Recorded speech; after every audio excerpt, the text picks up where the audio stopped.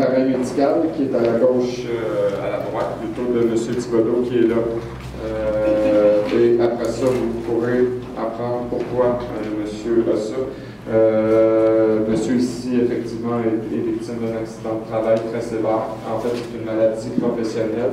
Si on regarde ici, il y a deux volets à cette volet. Il y a les accidents de travail. Vous avez Denis Paiement qui est ici et Chantal Benoît qui représente donc Marc Legault, qui est aussi une victime d'accident de travail. Donc ça, c'est un événement instantané. La différence complète de M. Thibodeau ici, lui, c'est une maladie professionnelle. C'est quelque chose qui se développe donc dans le temps.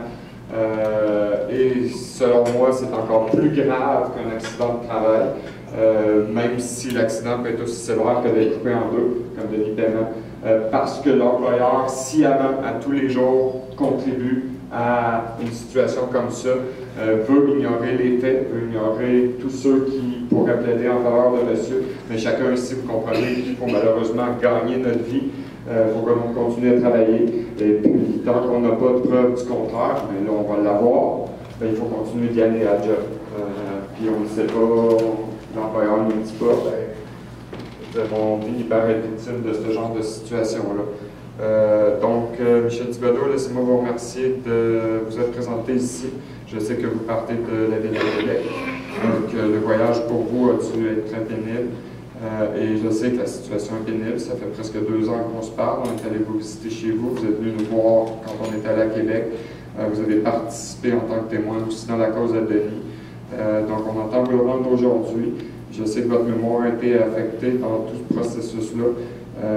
Donc, mesdames et messieurs, si vous avez des questions pour M. Thibodeau, je vous invite à intervenir pour monsieur donc, sur un appareil respiratoire. On va essayer de lui donner une chance. Mais je vous présente donc humblement M. Michel Thibodeau et une bonne chance. Merci tout le monde. Merci d'être présent de 1.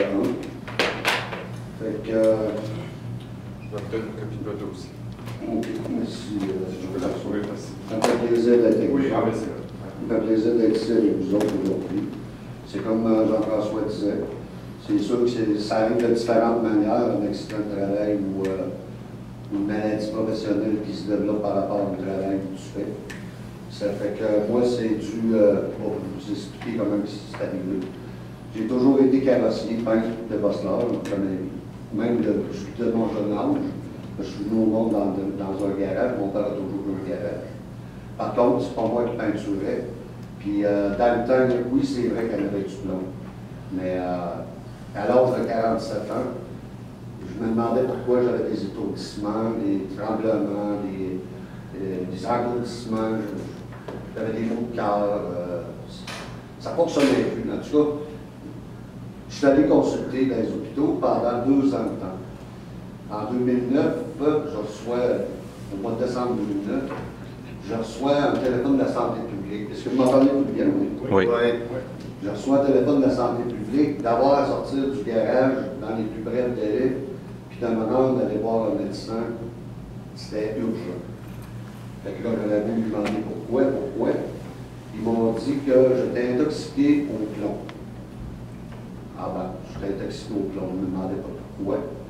Mais tout ce temps-là, moi, je me disais diagnostiqué par des médecins depuis 2017, tout en travaillant, parce que pour gagner notre vie, hein, j'avais une maison, j'avais une blonde, j'avais mon enfant qui c'est moi qui la garde, encore présentement. Elle a 20 ans, j'en ai un autre ici, elle a 31.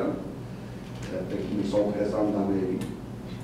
Je suis rendu aujourd'hui grand-papy, une petite fille de 22 mois.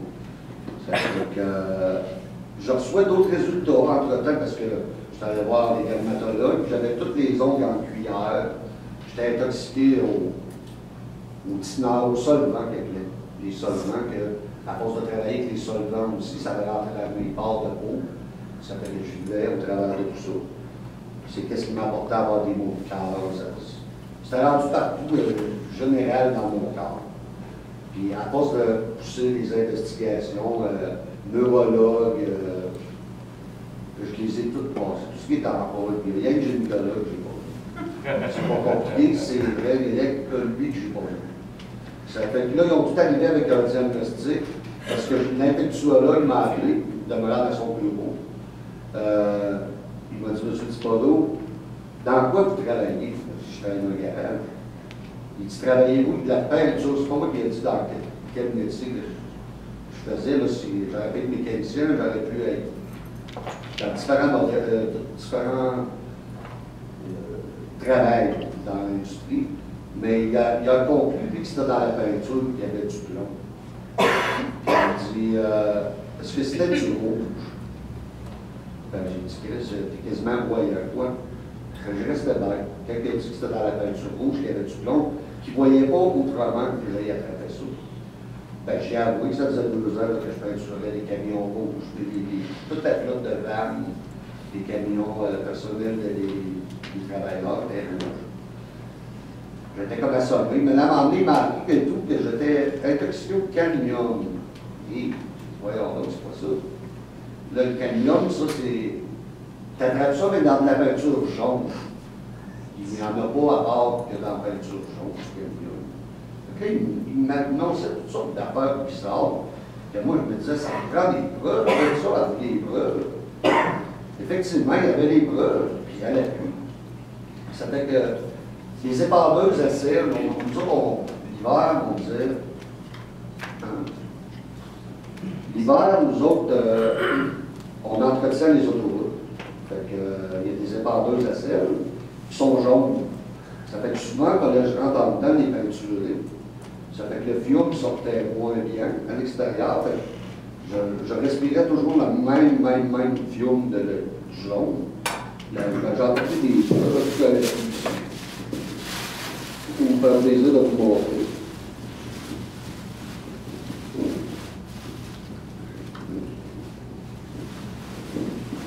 Ça, c'est juste un gilet. Parce que vous voyez le col, il y a du rouge. De l'approcher de la caméra, si vous permettez. On va enregistrer la preuve. On va le montrer ici. Parfait, ok, je vais vous aider là-dessus.